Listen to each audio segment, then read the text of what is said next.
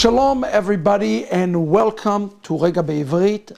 I am Rabbi Shapira and I'm excited to be here with you every week in Shorashim edition as we go through the book of Vayikra, specifically to the commentary by the Ben Ish Chai.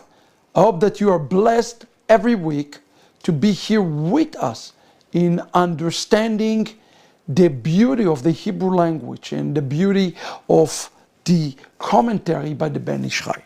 This week, we're reading a very interesting passage with a very interesting commentary by the Ben Ish Chai. We touched about this few weeks ago, but today I would like to expound on this. We are in the beginning of the parasha in Vayikra 26, verse 3. We read, Im Bechukotai tilchu ve'et mitzvotai tishmeru ve'asitem otam.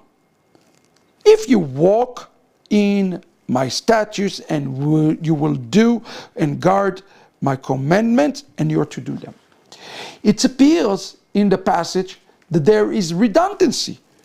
And here the Ben Ish Chai asked the question. He says, wait a second.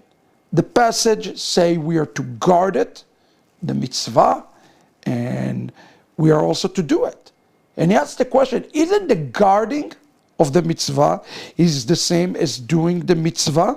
Because guarding is something that you do for sustainability. And to fulfill it is the same thing. So why is it repeating this? Now he explained that there is a distinction here that we need to understand between guarding and to doing the mitzvah. And I think this is an important lesson for us to understand. He says this, guarding the mitzvah, guarding it is not for the sake of the physical things, for the things that are appearing on the surface, for physicality, but rather they are serving another purpose. And the purpose is that the man who is guarding the mitzvah will be awakened and is a very root, this spiritual root. All of us have a spirit inside of us. The spirit should be awakened when we are guard the mitzvah, and he uses the term itorer atikun shebeshorsham, so that the tikkun, the repair of our soul, will be awakened from above. So if this is really all what we have to do is to guard, he asked the question, so why should we go through the trouble of fulfilling the mitzvah? Maybe it's enough that we guard it, we think about it. Why is it not enough, he uses this term, to paint it in the mind? He says, why is it not enough to take the lulav and shake it, but not to do blessings, or to take the shofar and blessing and do those things through our thought process? Why do we have to physically do those things? And this is an important concept for us. Maybe it's enough just to think about the mitzvot. And he says this, if the mitzvot are done by the man, by a person, okay, and he's thinking only about the mitzvah that he's about to fulfill in his own mind, in what's called machshava, in the mind, if one picture fulfilling the mitzvah, but actually is not doing this, what's going to happen is he's going to forget about the mitzvah because he has not actually physically done it. But the real issue is, it says, it will be forgotten from his heart. In essence, if one rely only on his mind to fulfill a mitzvah, more than likely, sooner or later, according to Ben Ish Chai, it will be forgotten from his heart, which what God is truly after in doing this.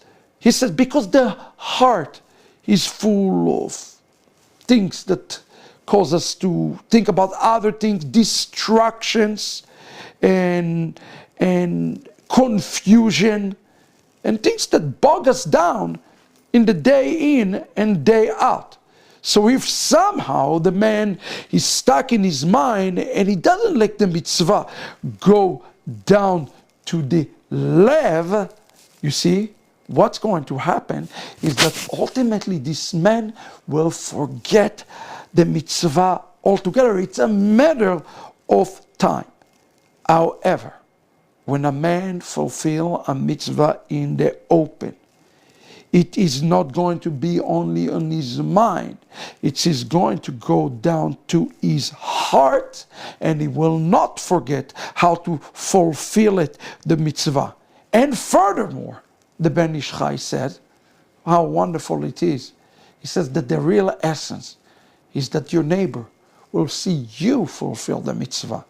And as he sees you fulfill the mitzvah, he will be provoked to jealousy so that he might want to fulfill the mitzvah. Similar to words of another great rabbi.